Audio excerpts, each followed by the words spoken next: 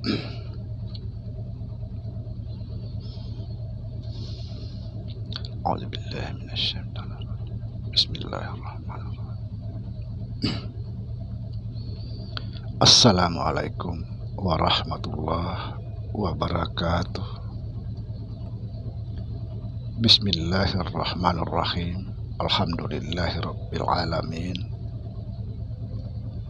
Asyhadu an la ilaha illallah wa asyhadu anna Muhammadar Rasulullah.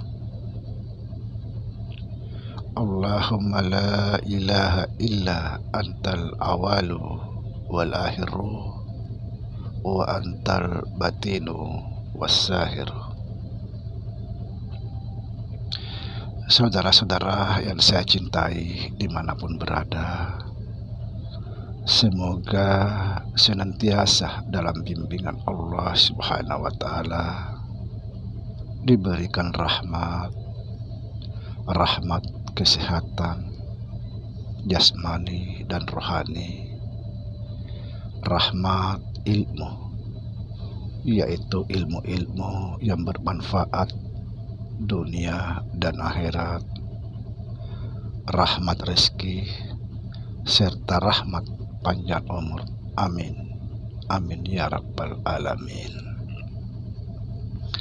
Saudara, pada kesempatan kali ini kita akan membahas tentang mati sebelum mati. Subhanallah. Kita seringkali mendengar dari ulama-ulama tasawuf yang mengatakan, matikan dirimu sebelum mati. Matikan dirimu sebelum mati. Bagaimana cara mematikan diri sebelum mati? Dan apa yang harus dimatikan?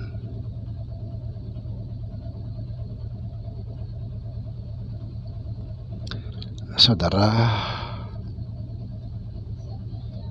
perlu diketahui bahwa yang harus dimatikan adalah sifat maknawi atau sifat maknawiyah. Ini yang harus dimatikan. Itulah sebabnya mati sebelum mati itu disebut mati maknawiyah. Subhanallah. Lalu apa yang disebut sifat maknawi atau maknawiyah? Perhatikan saudara, supaya kita betul-betul memahami jalan ini. Saudara, jasad kita ini sebelumnya tidak bisa berbuat apa-apa, tidak bisa. Lalu kemudian Allah Subhanahu wa Ta'ala meniup roh ke dalam jasad kita ini. Allah Subhanahu wa Ta'ala meniup roh dari jasad kita ini. Roh itu daripada Allah Subhanahu wa Ta'ala. Roh itulah yang sebenarnya membawa 7 sifat. Sekali lagi, roh itulah membawa 7 sifat Allah, yaitu kodrat, iradat, ilmu, hayat, sama, basar, kalam. 7 sifat. Atau disebut kuasa, kehendak, ilmu, hidup, mendengar, melihat, dan berkata-kata. 7 sifat ini dari Allah Subhanahu wa Ta'ala disebut sifat ma'ani. Disebut sifat ma'ani.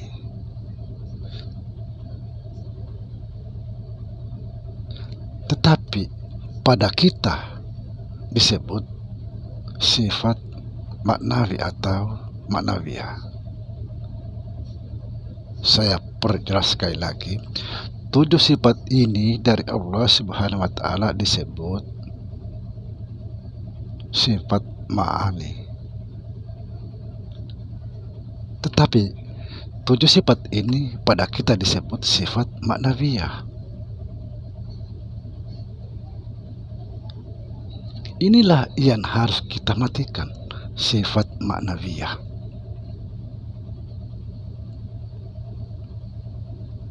Kita matikan. Artinya kita tutup semuanya, seperti pendengaran, penglihatan, pencium, perkataan, dan lain sebagainya. Kita tutup. Yang kita aktifkan atau hidupkan adalah sifat ma'ani, yaitu tidak ada yang mendengar, yang melihat, tidak ada yang berkata-kata, tidak ada yang kuasa, tidak ada yang berkehendak, tidak ada yang hidup kecuali Allah. Kita tidak punya apa-apa lagi. Subhanallah.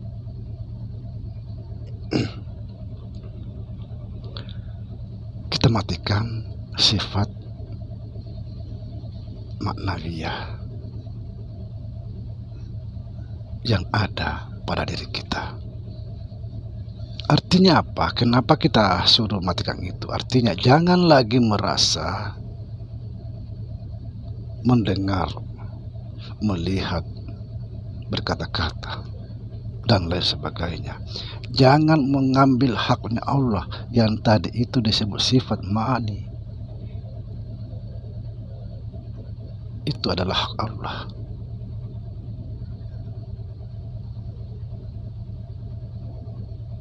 Mari kita betul-betul belajar, saudara. Jadi kesimpulannya di sini, saudara, atau ringkasnya, jangan pernah lagi merasa ada. Ini kesimpulannya, supaya kita tidak bingung. Kesimpulannya, jangan pernah merasa ada. Jangan mengambil haknya Allah. Artinya jangan merasa aku yang berbuat, aku yang melihat, aku yang mendengar. Jangan.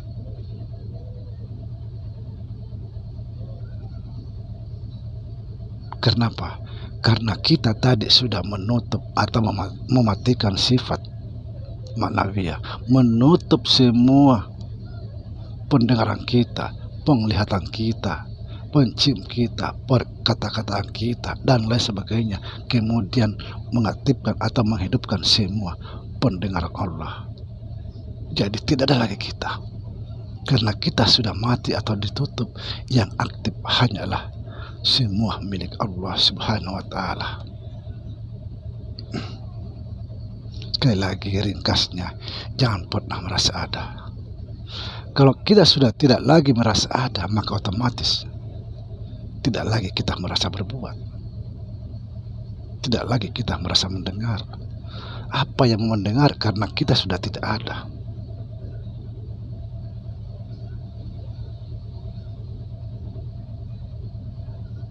Itulah sudah saya katakan, paling bernilainya hidup saat-saat apabila kita tidak lagi menemukan diri kita.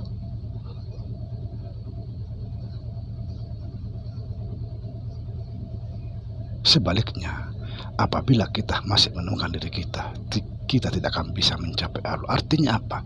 Kalau kita masih menemukan diri kita, kita tidak mungkin bisa melihat Allah. Tapi kalau kita mentiadakan diri kita, menfanakan diri kita, memusnahkan diri kita, maka tidak ada lagi yang terlihat kecuali Allah Subhanahu wa taala.